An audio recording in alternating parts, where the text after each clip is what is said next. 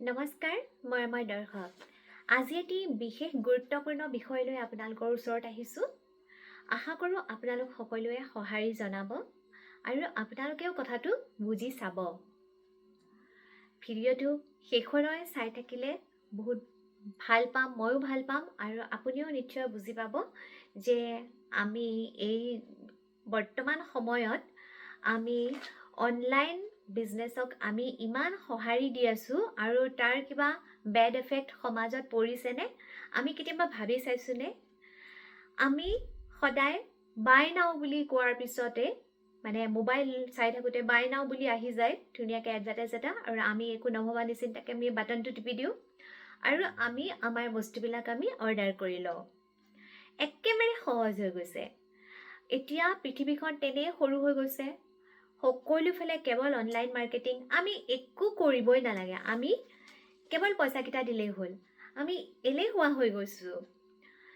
খোৱা বস্তু হওক, কাপোৰ হওক, ঔষধ হওক, যি বস্তুৱেই নহওক, কথাতে আমি লগে লগে অনলাইনত চাৰ্চ কৰিছোঁ আমাৰ কি পচন্দ লাগে, কি অপচন্দ লাগে। ইচ্ছা কৰি আমি কাপোৰৰ দোকানত আমি যাব লগা হোৱাই নাই, কাৰণ আমি অনলাইনত পায়ে আছোঁ ধুনীয়াকৈ, যিটো পচন্দ হৈ গৈছে, দামো লিখা আছে। গতিকে আমিনো বাহিৰত গৈ পেলাই দোকানত বজাৰত গৈনো কিয় সময় নষ্ট কৰিব লাগে। আমি ধুনীয়াকৈ কাপোৰ কিনি লৈছোঁ, ওচৰৰ দোকানলৈ আমি যোৱা নাই। শাক পাচলি কিনি লৈছোঁ, সেই যে কিছুমান মানুহে যে ঘৰ চলাই আছে, সেই শাক পাচলিবোৰ বিক্ৰী কৰি ঘৰ চলাই আছে, সেই মানুহবিলাকৰ ওচৰত আমি নোযোৱা হৈছোঁ। কাৰণ আমি বাটন টিপি দিলে, আমি বাই বুলি লিখি দিলে লগে লগে আহিয়ে যাব আপোনাৰ বস্তুটো। ইভেন এনেকুৱাও বোলে আছে, মই কৰি পোৱা নাই, 5 মিনিটত লাগে, 10 মিনিটত লাগে, চবৰে এক্সট্ৰা চাৰ্জ। 10 মিনিটত লাগে যদি চাৰ্জ বেছি, হয়তো আধা ঘণ্টাৰ ভিতৰত লাগে, 1 ঘণ্টাৰ ভিতৰত লাগে, বা যেতিয়াই লাগে সেইমতে চাৰ্জ হৈ আছে। গতিকে পইচাটো দিলে আজিকালি সকলো বস্তু হাতৰ মুঠিত, হাতৰ টিপাতে আপুনি লগে লগে পাই যাব ঘৰত। কিন্তু তাৰে কিছুমান বেড এফেক্ট পৰিছে যিবোৰ হয়তো আমি ভাবি চোৱা নাই। এতিয়া মেডিচিন কোম্পানীৰ কথাই ধৰক, আমি ঘৰতে বহি মেডিচিন পাই আছোঁ। মোবাইলটো খুলিলে আজিকালি এটা অনুপম খেৰৰ এটা, আপোনালোকেও নিশ্চয় পাইছে, এটা এডভাৰটাইজ আহি থাকে যে আপোনালোকে বহুত কম দামত আপোনালোকে মেডিচিনটো কিনিব পাৰিব। খালি সেইটো এপটো ইনষ্টল কৰি পেলাই আপুনি মেডিচিনটো পাই যাব আৰু বেলেগতকৈ অতি কমতে।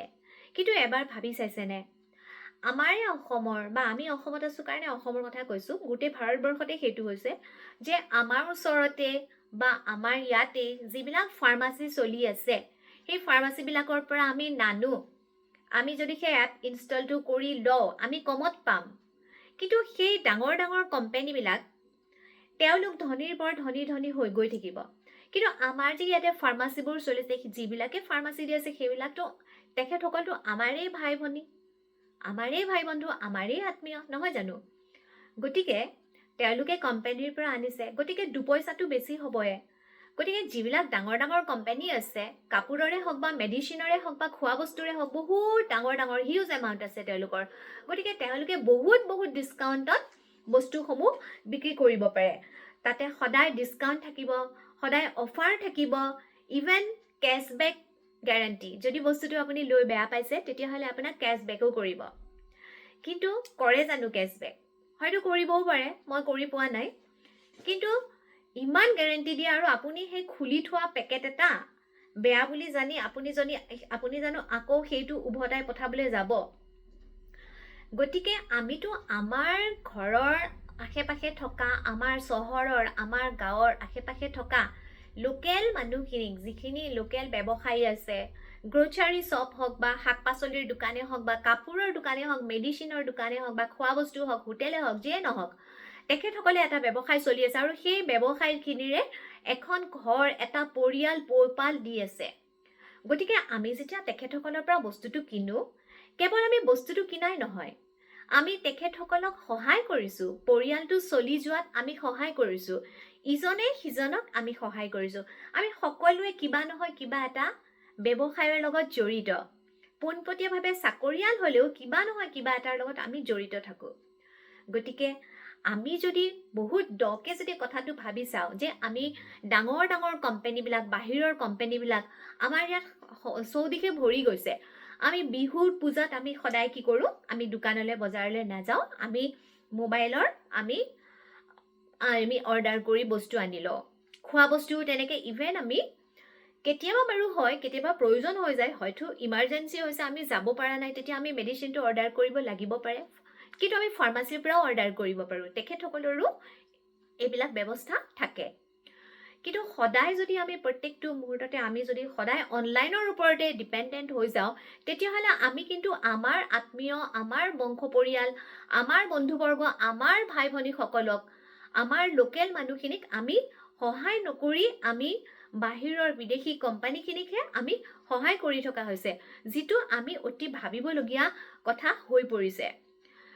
কেতিয়াবা দেখা পাওঁ বজাৰত ইমান দুখীয়া বুঢ়া বুঢ়া মানুহবিলাক আহি পেলাই বস্তুবিলাক বিক্ৰী কৰি থাকে, যেনে ধৰক শাক, অমিতা, কল, পাচলিবিলাক আনি বিক্ৰী কৰি থাকে, কচু আনি বিক্ৰী কৰিলে আজিকালি সেইবিলাক বস্তু সকলোৱে অনলাইনতে কিনে। গতিকে ভাবকচোন তেখেতসকলে সেই বস্তুখিনি লৈ পেলাই যিটো পইচা পাব, সেই পইচাটোৱে তেওঁলোকে ঘৰত গৈ পেলাই ভাতৰ ব্যৱস্থা কৰিব, পঢ়াৰ ব্যৱস্থা কৰিব, ঘৰ ভাড়াত যদি আছে ঘৰ ভাড়াৰ ব্যৱস্থা কৰিব, তেওঁলোকে কিমান কষ্ট কৰি থাকে। গতিকে আমিনো সেই মানুহখিনিয়ে তেনেকুৱা ধৰণৰ মানুহকো আমি সহায় কৰিব নোৱাৰোঁনে? আৰু যিখিনি মানুহ দোকান দি আছে, চাওক কিমান কিমান ছিকিউৰিটি মানি দিয়ে, দোকানখন লয়, তাৰপিছত ঘৰৰ ভাড়া দিয়ে, তাৰপিছত তেখেতসকলে কাপোৰ হওক, বস্তু হওক, যিকোনো বস্তু তেওঁলোকে চেল কৰে। গতিকে আমি যদি নিজে লোকেল মানুহখিনিয়ে যদি আমি লোকেল মানুহখিনিৰ ওচৰত, ব্যৱসায়ীৰ ওচৰলৈ নাযায় আমি অনলাইনৰ পৰা বস্তু কিনো, সেই মানুহবিলাক কেনেকৈ চলিব? সেই ব্যৱসায়ীসকলে কেনেকৈ কৰিব? কিমান দোকান আছে, দোকানৰ অৱস্থা একেবাৰে বেয়া, বন্ধ কৰি দিবলগীয়া হৈছে দোকান। কাৰণ তেওঁলোকৰ যিমানখিনি ভাড়া দিব লাগে সিমানখিনি তেওঁলোকৰ বিক্ৰীয়ে নহয়। গতিকে আমি সকলো কথা নিজৰ গাত পেলাই চাব নোৱাৰোঁনে? যদি সেই বিজনেছটো আমি কৰিলোহেঁতেন, সেই কাপোৰৰ দোকানখন যদি আমাৰ হ'লহেঁতেন, সেই ফাৰ্মাচীখন যদি আমাৰ হ'লহেঁতেন, সেই যদি চব্জি পাচলি বিক্ৰী কৰা সেই মানুহকেইগৰাকী যদি আমি হ'লোহেঁতেন, আমাৰ মা দেউতা হ'লহেঁতেন, তেতিয়াহ'লে আমি কি কৰিলোঁ হয়? আমি জানো আশাৰে কাষ্টমাৰ অহালৈ, আমাক গ্ৰাহক আহিব বুলি আমি জানো ৰৈ নাথাকিলোহেঁতেন? সকলো আমাৰ ওচৰতে, আমাৰ ওপৰতেইতো চলিব নহয় জানো? আমি ইজনে সিজনকতো সহায় কৰিব লাগিব। অনলাইনত ইভেন আজিকালি ডক্তৰো অনলাইনত, যে অনলাইন এপইণ্টমেণ্ট লৈছে বাহিৰত, কিন্তু বাহিৰত অনলাইন এপইণ্টমেণ্ট, অনলাইনত চালে, অনলাইনতে কথা সুধিলে, অনলাইনতে কথা পাতিলে, অনলাইনতে প্ৰেছক্ৰাইব কৰিলে, অনলাইনতে বস্তু ল'লে, কিন্তু মেডিচিন ল'লে। কিন্তু এজন পোনপটীয়াভাৱে আমাৰ ইয়াৰে ডক্তৰ এজনৰ ওচৰত যোৱা আৰু তেনেকৈ ডক্তৰ এজনৰ ওচৰত যোৱাটো সমান হয় জানো? একেবাৰেতো আপুনি পোনপটীয়াভাৱে যিটো কৰিব তেনেকুৱাতো নহয়, অনলাইন ক্লাছটো নহয়। কিন্তু যিমানেই যি নহওক অনলাইন ক্লাছ হ'লেও আমাক অফলাইনটো আমাক লাগিবই। অনলাইন ক্লাছ বেয়া নহয়, অনলাইন ক্লাছ ভাল। অনলাইন ক্লাছত বহুতেই কৰি আছে, বহুতেই সুফল লাভ কৰিছে, বহুতেই কৰিছে। এডুকেশ্যন ছেক্টৰত বহুত অনলাইন আছে, কিন্তু অনলাইনৰ লগত এইখিনি তুলনা কৰি আমাৰ অনলাইন এডুকেশ্যনৰ লগত অনলাইনৰ খোৱা বস্তু আৰু কাপোৰ কানি, পিন্ধা উৰা, এইবিলাক যাৱতীয় সা সামগ্ৰী তুলনা কৰি লাভ নাই। অনলাইন এডুকেশ্যন অহাৰ ফলত লাইভ যিখিনি স্কুল কলেজত গৈ ল'ৰা ছোৱালীয়ে শিকিছে আৰু অকণমান অনলাইনত ক্লাছটো কৰি বেছিকৈ শিকিছে, সেইটো ভাল কথা। কিন্তু বাকীবোৰ ক্ষেত্ৰত আমি কিন্তু ভাবিব লগাৰ একদম সময় আহি পৰিছে। আপোনালোকে এবাৰ ভাবি চাবচোন। আৰু কেতিয়াবা যদি আমি মন্দিৰলৈ যাওঁ, মন্দিৰলৈ গ'লে মন্দিৰত যিখিনি ফুল, তুলসী, বেলপাত, চাকি, ধূপ বিক্ৰী কৰি থাকে, তেখেতসকলক আমি যেতিয়া মন্দিৰলৈ যাওঁ, সেই ফুল যেতিয়া কিনো বা আমি যেতিয়া ধূপ চাকিখিনি কিনি যেতিয়া আমি মন্দিৰলৈ যাওঁ, তেতিয়া কিন্তু আমাৰ এটা পুণ্য হৈ যায়। মানে আমি তেখেতসকলক সহায় কৰিলোঁ, তেখেতসকলৰ পৰিয়ালটো চলাত আমি অলপ আমি কণ্ট্ৰিবিউট কৰিলোঁ। গতিকে সেইটো এটা অতি ভাল কথা। তাতে আমি বহুত দাম দৰ কৰোঁ, এই ইমান নে ইমান লৈছে নে, ঠিক আছে বাৰু। যি নহওক কথাখিনি অতি ভাবিবলগীয়াভাৱে আপোনালোকৰ ওচৰত শ্বেয়াৰ কৰিলোঁ। মই কিন্তু প্ৰত্যেক মুহূৰ্ততে সেইটো মই অনুভৱ কৰোঁ, আৰু সেইকাৰণে মই তৰকাৰী কিনিব গ'লেও মই সেই তেনেকুৱা ঠাইলৈ মই যাব বিচাৰোঁ, বা কাপোৰ কিনিব লগা হ'লেও মই কাপোৰৰ দোকানতে যাব বিচাৰোঁ। বস্তু কিনিব লাগিলে ফাৰ্মাচিত কিনিব লাগিলে মই নিজে গৈ পেলাই কিনিব বিচাৰোঁ, কাৰণ মই সেইটো বুজি উঠিছোঁ যে ইয়াৰ পৰা কাৰ কিমান লাভ হৈছে অনলাইন বিজনেছৰ পৰা আৰু কাৰ কিমান লছ হৈছে। যিসকল আমাৰ বহিৰাগত ধনী মানুহ আছে সেই ধনীবোৰ ধনী হৈ গৈ আছে, আৰু যিবিলাকে আমাৰ লোকেল ব্যৱসায়ী আছে তেওঁলোক কিন্তু আপোনাৰ বহুতে ব্যৱসায় বন্ধ কৰিবলগীয়া হৈছে, প্ৰাইভেট জব বিচাৰিবলগীয়া হৈছে, আৰু তেখেতসকলৰ বহুত আৰ্থিক অনাটনত ভুগিছে।